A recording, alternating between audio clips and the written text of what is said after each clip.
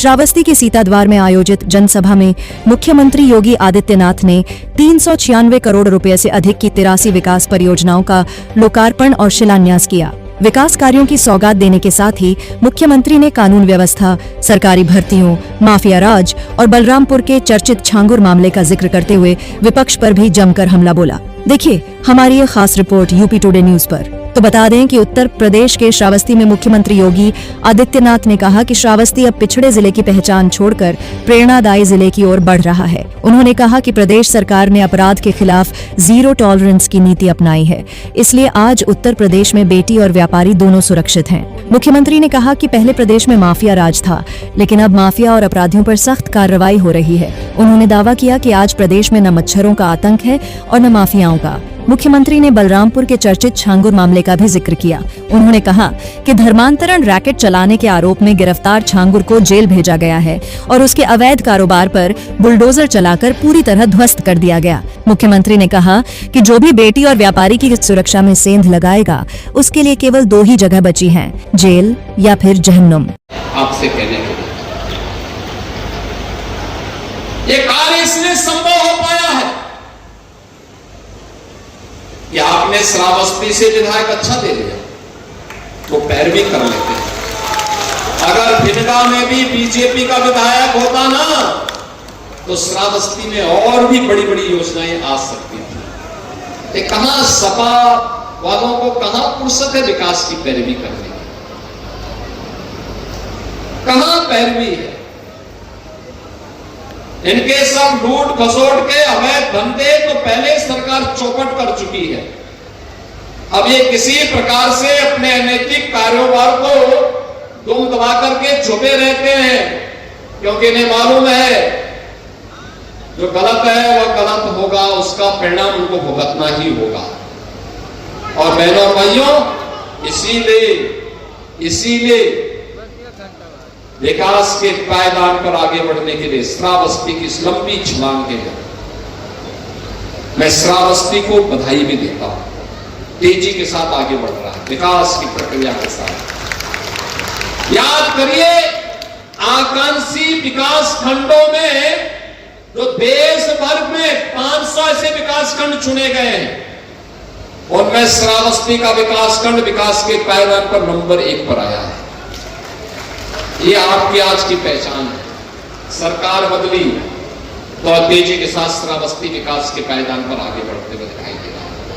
और इसीलिए आपसे कहने के लिए आया हूं, बहनों और भाइयों, विकास ये डबल इंजन सरकार की प्राथमिकता है। प्रधानमंत्री मोदी जी कहते हैं विरासत और विकास का समन्वय ही हमारे उज्जवल भविष्य को तय कर देगा।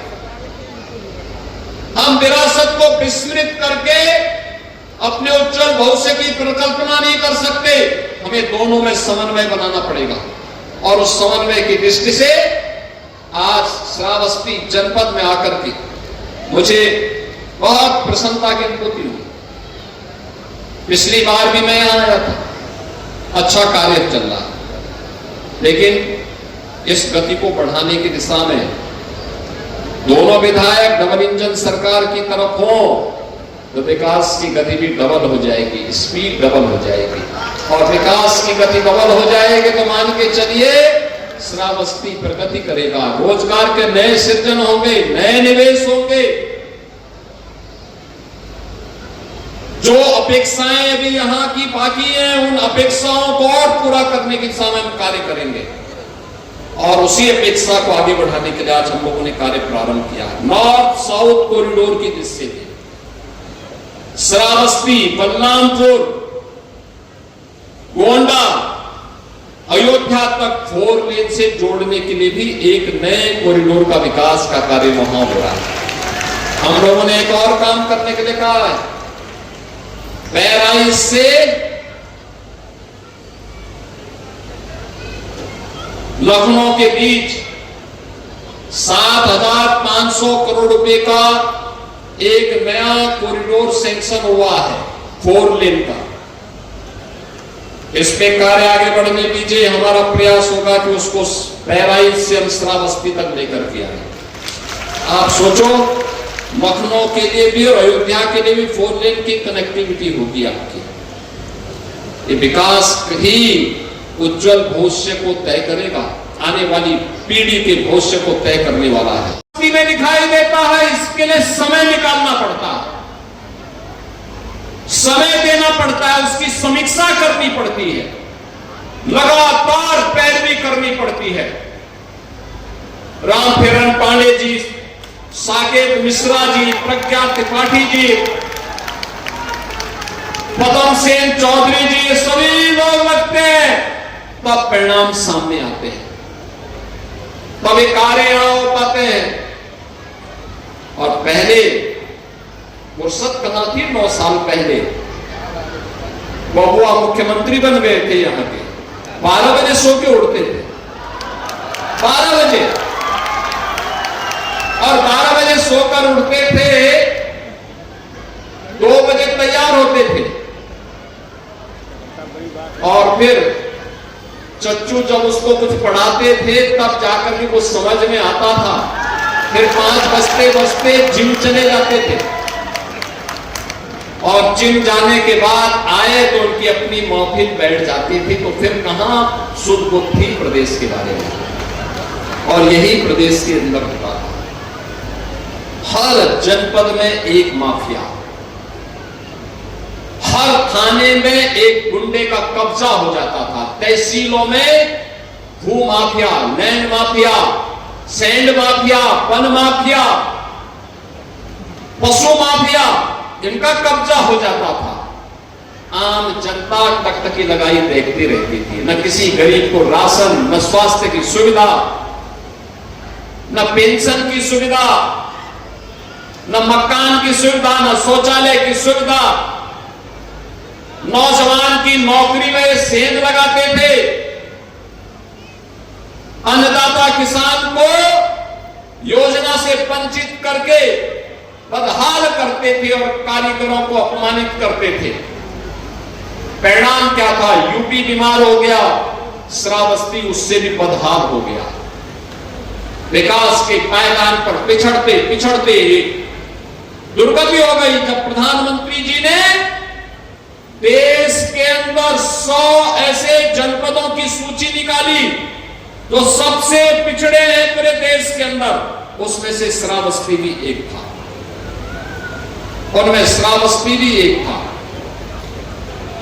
बहनों और भाइयों, पिछले 9 वर्ष में श्रावस्ती ने एक नई ऊंचाई अर्जित की। आज आप देखते होंगे मंच पे भी हमने दिया है, इससे पहले भी दिया है। हर गरीब के पास उसके सिर को ढकने के लिए छत है।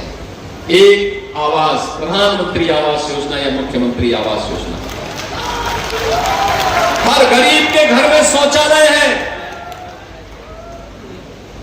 हर गरीब के लिए आयुष्मान भारत की सुविधा है, और जिसको आयुष्मान भारत की सुविधा में आच्छादित नहीं हो पाया है तो मुख्यमंत्री जन आरोग्य योजना में उसमें भी आच्छादित नहीं हो पाया है, तो मुख्यमंत्री राहत कोष से पैसा हम लोग देते हैं। जनप्रतिनिधि लिख दे, कोई पदाधिकारी लिख दे, या कोई आम जनता भी लिख देता है, तो हम जिलाधिकारी के पास भेजते हैं कि भाई 3 दिन के अंदर इसकी रिपोर्ट दो, और तत्काल पैसा उसके पास हॉस्पिटल में भेज दिया जाता है।